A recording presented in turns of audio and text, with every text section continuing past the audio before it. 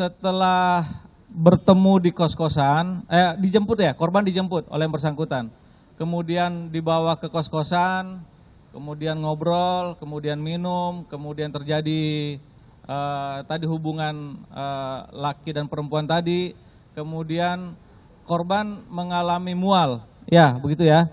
Kemudian yang bersangkutan mencoba membantu membelikan susu Bir Brand. Kemudian dilanjutkan lagi mencoba membantu dengan air kelapa yang dibeli dari tidak jauh dari kos-kosan. Nah, tidak lama kemudian korban kemudian kejang.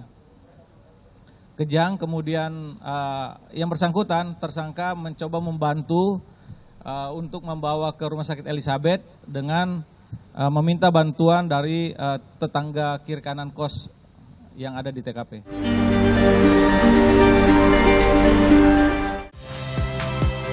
Saya Nitya Anissa, saksikan program-program Kompas TV melalui siaran digital, pay TV, dan media streaming lainnya.